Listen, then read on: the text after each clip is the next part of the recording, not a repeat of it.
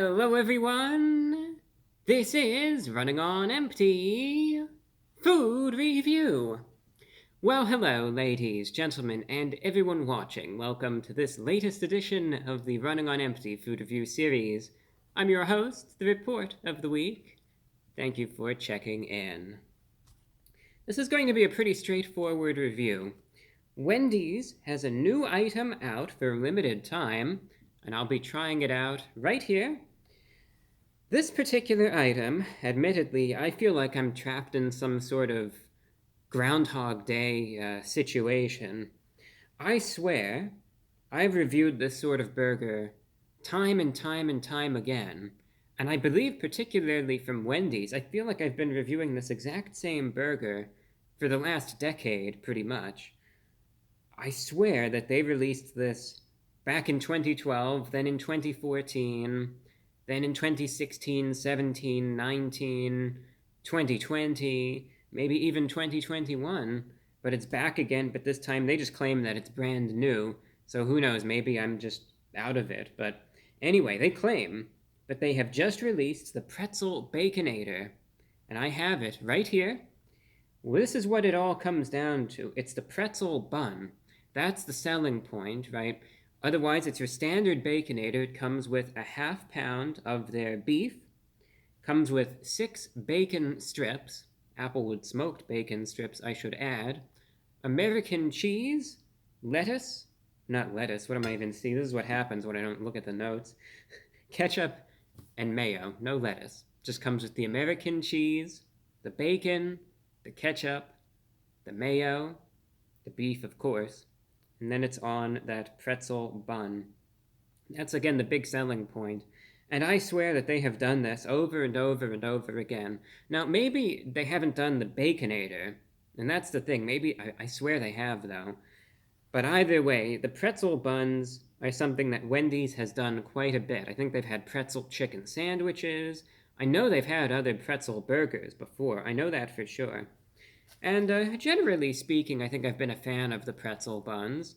There might have been a time or two where I had some sort of complaint, but I think broadly speaking, I was fine with them.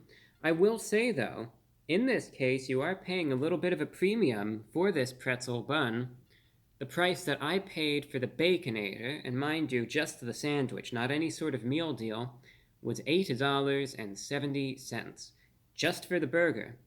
Now, some people will argue, of course, they'll say, yeah, but it's got the pretzel bun to it, and a ½ pound of beef and bacon, right, and all of these ingredients, and you'll certainly have various folks making the cases as far as the price and the justification thereof is concerned. All I could say is what I paid, in my case, $8.70. Despite the price, let's see what it tastes like and if it's any good or not. That's what the point of these reviews. That's what it's all about. Okay, there it is.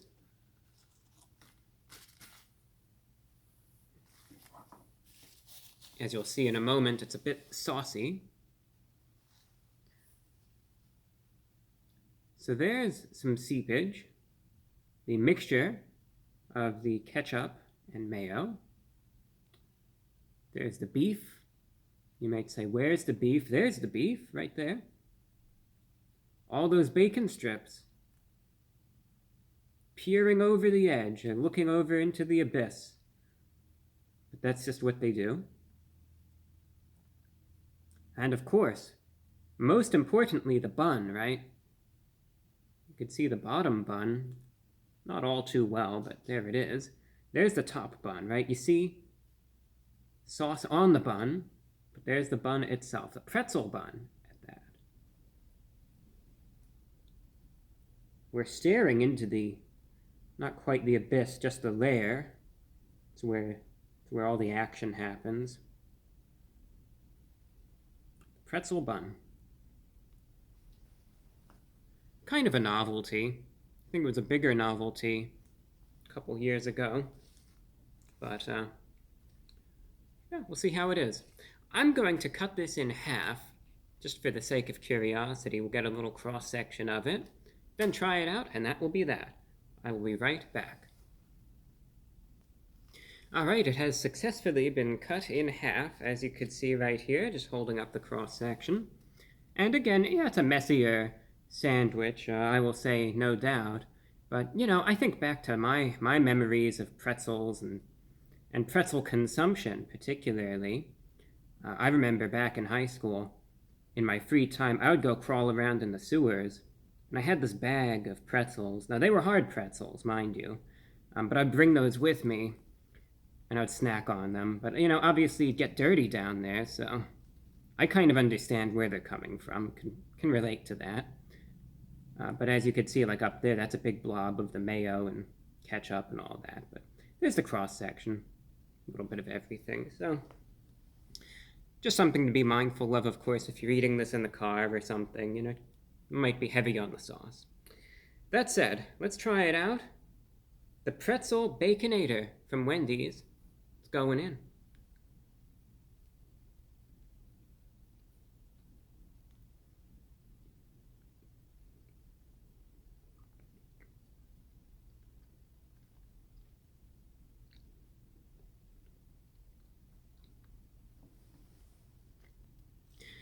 I was just running a little short on time, so that's why there were all the little pauses, I suppose. But as you can see, made some pretty good work of this half of it, and I don't think there's any real need to show a detailed cross section. You could see it looks pretty much exactly as the main cross section did. I am pleased to say, at least, that it's not bad. Not bad at all for what it is, especially. Admittedly, and I have to remind myself of this, there is a part of me that is always relieved a little bit after I try a particularly bad item in a previous review, like in this case. The last video I did was this horrible pizza from Little Caesars that was just undercooked and it was disgusting and no fun at all to eat. And it's just a relief to have something that actually tastes like normal food for once. And it's just a relief. That's all that I could really say. But I can't let that get me biased at all. The fact that this just tastes like food and not some sort of undercooked, just vile material, to be kind, that might make you sick. I can't just give it a good review just because of that. But it is a relief just to have a normal burger, which it's a pity, quite frankly, the fact that that's actually something to be happy about. It tells you everything you need to know, pretty much. But nonetheless, for what it is, I'm totally fine with it. For the most part, it's a standard burger. I have always liked the Baconator from Wendy's. It's their classic burger. It is what they are known for. And for good reason, granted. I've always enjoyed the fact that they always are very generous with the amount of bacon on the Baconator. That's one thing that has never changed. And as a result, it's heavy on the bacon. That's obviously what you go in expecting, and that precisely is what you will get as the outcome. Good amount of meat as well. It's juicy, it's flavorful, half pound of it, and again, there's a good amount of it in every bite. It's cooked, in my opinion, ideally. Doesn't taste burnt, it's not dry, it's flavorful. It's like your standard, of course, it's the square cut beef patties that you would expect from Wendy's, but it's good quality there. Totally fine. The bacon as well. They're good strips of the bacon, that's another thing. More of, I would say, thick cut at this point in time, as far as the bacon is concerned, but as a result, you're really able to get a bit of that flavor in every single bite. Some folks, I think, would like the bacon maybe a little bit more crispy. I think that's an individual sort of thing. It's not undercooked, it's not raw, none of that, but I know some folks might want a little more crisp to the bacon, as opposed to how it is, but quite frankly, at the basic level, totally fine, flavorful, and precisely what you would hope for and expect to get from a Baconator. The cheese is there. It kind of glues everything together. It holds everything together. It's your standard American cheese.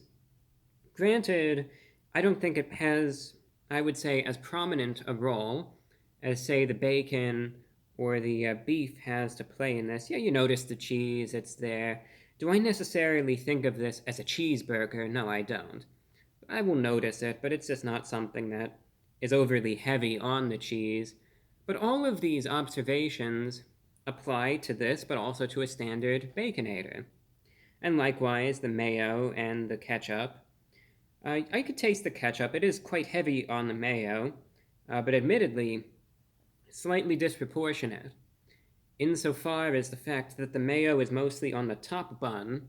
When I squeezed it to cut it, that applied some pressure and distributed some of the excess mayo toward the edge, which then gives the illusion that it's just absolutely doused with mayonnaise when it not necessarily is. But the mayo at this point, nonetheless, is, in my opinion, innocuous. I've had times where there's so much that, I mean, I'll be straightforward. I'm not a mayo fan. It's just not. It's not my thing. But nonetheless, I try to be as impartial as possible in these sorts of reviews and what have you, and I accept it. It's inoffensive, gives it moisture, and the ketchup as well. Fine accompaniment. So then we reach the bun. The top and bottom bun are the pretzel theme.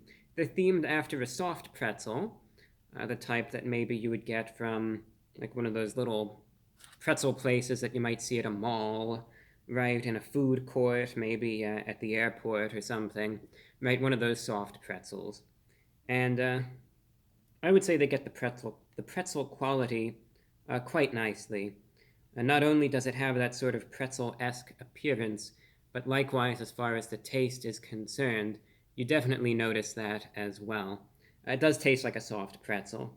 Not necessarily as oily, perhaps, as a soft pretzel might be from one of those sorts of stands, but it's definitely like, I kind of think of it as almost a bun that's made to taste like a soft pretzel, in that it has more of the fluffiness of a bun, but the flavor of a soft pretzel as opposed to some of that more thicker, chewier, sort of greasy, characteristics that a soft pretzel may actually have, but, breaking off a little piece of the bun just so you could see.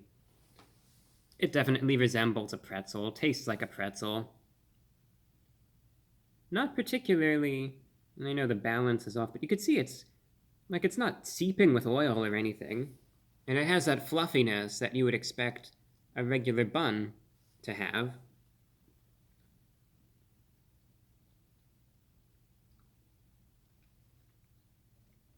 But still, that soft pretzel flavor. I will just say, as far as being a bun, it's fine. Nothing disintegrates, it holds everything together, has good structure, has those pretzel elements to it. Again, it's not identical to a soft pretzel, but it's close enough. It's just if you are expecting it to be absolutely identical in every way, and there's no salt on this either in the bun or any of that, but, it's a salty sandwich. So just understand it might not go overboard as far as any sort of pretzel flavor is concerned, but it's got enough characteristics that I would say it's true to the name. It's a tasty burger. I'm happy with it. I'm fine with it. I think for what it is, it's slightly overpriced, but all things considered, I've really no major criticisms of this. It's fast food, it's a burger from Wendy's, you have to understand that going in. It's gimmicky, of course, it has the pretzel bun and this, that, and the other thing. But for what it is, you're getting what, you're getting what you ordered. And I think it's fine for what it is.